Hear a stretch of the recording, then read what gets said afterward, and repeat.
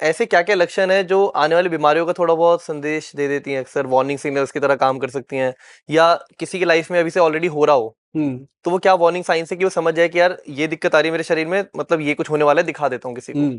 तो वो warning signs क्या हो सकते हैं? एक बात का ध्यान रखना, जब भी पैरों में जलन होने लगे, ओके। पैर सड़ने लगे, तो उसको मामूली मत समझना।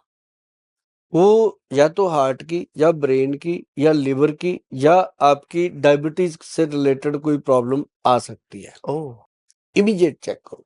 और दूसरा, जैसे आपको कई कई मेरी माताएं बहनें आती हैं, वो कहती हैं भैया माइग्रेन हो गया मुझे, जबकि वो कोई प्रॉब्लम नहीं होती, वो गट हेल्थ से पैदा होता है, गैस्ट्रिक प्रॉब्लम है तो उससे होता है। अगर आपको लगता है कि रात को सोने से पहले कमिटमेंट किया कि कल सुबह उठ के ये करना वो करना, सुबह मैं ऐसे उठ जाऊंगा, मैं 5 बजे उठूंगा, जी। मैं ये कर दूंगा, मैं वो कर, और सुबह 5 बजे आंख तो खुल जाती है, फिर कहते हैं चल कोई नहीं थोड़ा सो लेते हैं। तो इसका मतलब बॉडी में कोई बहुत बड़ी प्रॉब्लम है। अच्छा। या तो वो लीवर से रिलेटेड है या वो ब्रेन से रिलेटेड है। ठीक है। हमेशा ऐसा ध्यान रखना चाहिए। और जिनको फैटी लीवर होता है, अब कई लोगों को टेस्ट करवाते हैं, एसडीओटीपीटी बड़े होते हैं, फैटी लीवर ग्रेड 1 2 3 4 तक भी आया होता है। जब उनको पूछते हैं वो कहता है हमें तो कुछ नहीं पता जी, हमें तो भूख भी अच्छी लगती है, हमारी हाँ। सेहत भी ठीक है। उनको पता ही नहीं होता कि फैटी लीवर हो गया। लेकिन उनको क्या होता है, कई बार ऐसा होता है कि पेशाब बिल्कुल येलो आ रहा है, नींद ज्यादा आ रही है, शरीर सुस्त हो रहा है, ये चीज उनको नहीं ध्यान रहती। लेकिन जो फैटी लीवर का प्रॉब्लम है, ये आजकल 90% लोगों में आ चुका है। अच्छा। हाँ, और इससे बचने के लिए हमने बहुत बार बताया लोगों को कि भूमि आंवला एक औषधि है, भगवान की दी हुई है, जंगलों में खड़ी है और पंसारियों के पास मिल जाती है, बहुत आसानी से मिल जाती है। और इसको ला करके इसका पाउडर बना लीजिए। आंवले से अलग है, आंवले भूमि से, आंवला। ये भूमि आंवला, ये इसका पेड़ इतना सही होता है, जो अच्छा, आंवले का अच्छा। पेड़ होता है पूरा होता है, इसका तो बेचारे का इतना सा पेड़, इसको भूमि आंवला कहा गया कि ये भूमि से चिपक के ही रहता है, इतना सा तो होता है। मैं ना ऐसी कुछ और ऐसे ही नाम ले लेता हूँ घरेलू चीज़ों के, आप उन्हें रेट करना या अगर आप उनके बारे में कुछ 2 शब्द कुछ भी बोलना चाहें। गिलोई बहुत सुनते हैं हम, डेंगू वगैरह कैंसर वैंसर में सोते हैं गिलोई खाओ, गिलोई का वो पियो काढ़ा सा बना के, गिलोई कैसा है? गिलोय, गिलोय। गिलोय एक अमृत जिसको बोलते हैं। हुँ। जब समुद्र मंथन हुआ था तो भगवान श्री धन्वंतरी जी एक कलश जो है वो अमृत का कलश लेके प्रकट हुए थे, हाँ। आपको पता होगा। जी, जी, जी। वो असुरों में और देवताओं में वितरण हुआ, जो बट रहा ग्रंथ था। में लिखा ये।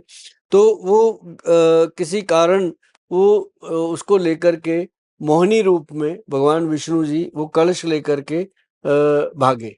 ठीक है। तो वो हिमालय पे छलक गया, जहां जहां वो छलका वहां वहां गिलोय पैदा हुआ, गिलोय। गिलोय पैदा हुआ। इतना इतना अच्छा है हाँ, वो? जिसको संजीवनी कहते हैं वो गिलोय है। जो लोग गिलोय ले लेते हैं, गिलोय का एक्सट्रैक्ट ले लेते हैं, जैसे हमारे वैद्य जी ने तो गिलोय का कैप्सूल ही बना दिया था, अच्छा, वो भी लेते हैं लोग। अच्छा। हाँ, जो लोग गिलोय लेते हैं, भाई साहब उनका ग्लो जा ही नहीं सकता बॉडी से। ऐसे नहीं उसका गिलोय नाम रखा हमारे हुँ। बुजुर्गों ने। तो वो एक रसायन है और वो कुदरत की देन है। इसको कोई बोता नहीं, बीजता नहीं, ये अपने आप पैदा होती है। आप देखना कहीं भी अपने आप पैदा होती है। हाँ, और बेल बन जाती है हाँ, बहुत। बेल बन जाए, इसका इतना सा कलम लो कहीं भी गाड़ दो चल पड़ती है। ये वो संजीवनी है, जहां मर्जी इसको लगा दो, जहां कोई फसल नहीं होती वहां ये होती है। ये अरान का तेल, इनकी भी आप बहुत बातें करते हैं। इनका क्या बेनिफिट है? अरिंड का जो तेल है, अरिंड का तेल जो है वो कब्ज के लिए बहुत बेहतर है। जिनको कब्जियत रहती है वो 1 चम्मच अगर लेते हैं। दूसरा, ये हड्डियों के दर्दों के लिए बेहतर है, ये शरीर के लिए बहुत बेहतर है। मतलब ये शरीर का पोषण करने वाली चीजें हैं। जैसे अरिंड है, ये भी देखो आप, कोई इसको बीजता बोता नहीं है, खड़ी होती है, अपने आप पैदा होती है।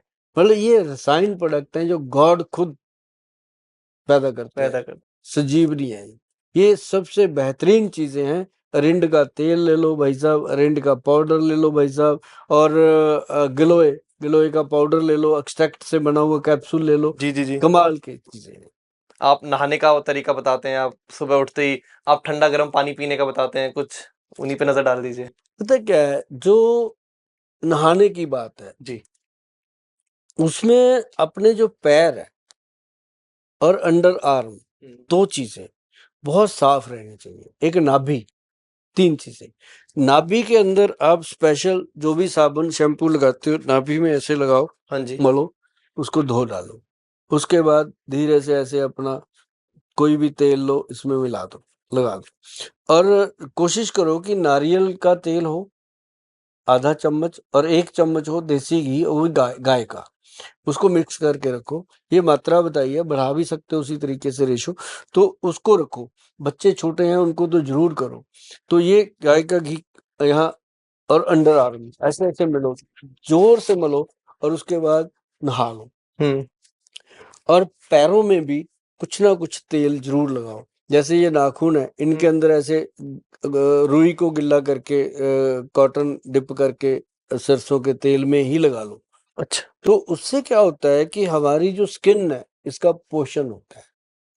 जैसे आप ये काम करके हटोगे, पैरों पे भी, इसमें पैरों में थोड़ा सा झामा चला दिया करो। जो होता है ना, उसको अच्छे से रगड़ने का।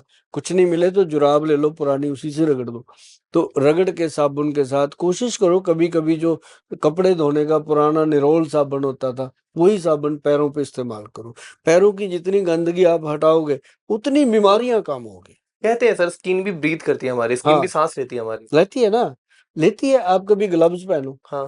प्लास्टिक के, रबड़ के, आप पहन के 5 मिनट बैठ के दिखाओ, उतारने पड़ते हैं। क्यों? यहाँ से सांस रुक जाता है, यहाँ से सांस लेती है। अच्छा, नहीं होती, गिल्ला ये होता कोई नहीं जानता सर। वो गीला हो जाता है। हाँ, हो जाता है ना अंदर से, बिल्कुल हो ग्लव्स जाता है, बिल्कुल हो हाथ जाता गीले है। हो जाते। क्यों होते हैं? पसीना कहाँ से आ गया? हाँ, तो यहाँ से सांस बंद हो गई, तो वो पसीना छोड़ दिया उसने। फिर हम उतारते हैं, कहते हैं यार आराम सा आ गया। हाँ, अच्छा लगता है, अच्छा तो लगता है। घर जाके शूज उतारते हैं, हाँ, सॉक्स उतारते हैं, कितना आराम आता है, आराम मिलता है। मिलता है। क्योंकि वो हमारी जो नाखून है, उससे हमारी स्किन जो है वो सांस लेती है। और दोनों जगह पे अगर आप तेल बराबर लगाते हो और इसको रगड़ रगड़ के साफ करते हो, तो जीवन में आपको कभी भी तनाव नहीं आएगा, स्ट्रेस नहीं आएगा, बॉडी पे ऊपर वजन नहीं आएगा, देह के ऊपर कोई ऐसा स्ट्रेस नहीं आएगा जो आपको मुश्किल कर दे। ऐसी चीजें ये इस्तेमाल करनी चाहिए। और जो बात आपने कही सुबह गर्म पानी ठंडे पानी की, अगली बात करेंगे आपसे। Done sir. सर, जाते जाते सारे दर्शकों के लिए कोई एक मैसेज। और मुझे पता है आप लोगों के माइंड में बहुत सारे कंफ्यूजन्स, बहुत सारी क्वेरी, फीडबैक, क्वेश्चंस होंगे हमारे लिए। उसके लिए हमारा सेकंड पार्ट आएगा, या फिर आप कमेंट्स भी ड्रॉप करना। बट सर, जाते जाते आपका एक मैसेज सबके लिए, हेल्दी लिविंग या किसी भी चीज के लिए। जरूरी है। मैं थोड़ा सा इस मामले में बहुत अध्यात्मक हूं जी। कि जिन घरों में माँ बाप हैं, कभी कभी उनके साथ बात किया करो, पूछा करो कि कहीं कोई चीज की जरूरत है, हम है ना, बताओ क्या चाहिए। कुछ नहीं मांगते वो, उल्टा आपको ही देंगे। बस इतना काम करना, कभी सरसों का तेल लेकर के हल्दी दूध में डाल करके उनको पिलाना, और पैरों में सरसों का तेल लगाना। आपके बहुत रुके हुए काम हो जाएंगे भैया। पितरों को तो बहुत खिलाते हो श्राद्धों में, कभी जिंदा पिता माता को खिला के देखो, मैंने ये अनुभव किए। दूसरा, पति पत्नी आपस में दिन में 1 बार आई लव यू जरूर बोला करो। I love you. I love you अपनी वाइफ को बोलो, आई लव यू। वो वाइफ को भी चाहिए, चुन्नी सी मुंह में लेके बोल दे आई लव यू जी, बोल दिया करो। क्यों? उससे क्या होता है, जिंदगी में एक बहुत बड़ा निखार आता है। और ये तजर्बा करके देखना, आप ऑफिस से निकलते वक्त अपनी वाइफ को मैसेज डालो आई लव यू, घर जाके देखना कितनी सेवा होती है, फर्क पड़ता है भाई साहब। कई बार कहते हैं लोग कि प्यार तो करते हैं, जताने की क्या जरूरत है, कुछ चीजें जतानी पड़ती है। ऐसी बात नहीं है, हर कोई चाहता है कि हमें कोई भी कभी कोई फूल दे दे आके। कभी कभी माँ बाप चाहते हैं, हमने बच्चे को 9 महीने पेट में रखा, यार इसका कभी वो ये तो कह दे कि आपकी वजह से मैं दुनिया में हूँ, यही मेरे लिए बहुत बड़ी बात है। तो माँ बाप से, अगर माँ अपने बेटे को आई लव यू बोलती है, बेटा अपनी माँ को आई लव यू बोलता है, तो अगर दादा दादी दोनों एक दूसरे को आई लव यू बोलते हैं, तो पूरा परिवार खिल जाता है। तो ये आई लव यू वर्ल्ड वो नहीं है, ये वो है कि हम पूरा परिवार एक साथ हैं, एक दूसरे को मोहब्बत करते हैं। इसका मतलब ये होता है। और बीमारियां उस घर में कभी टिक नहीं सकती जिस घर में आई लव यू का राज होता है। सर ये आंसर मैं बिल्कुल एक्सपेक्ट नहीं कर रहा था, बट आपने सच में प्यारा आंसर दिया सर।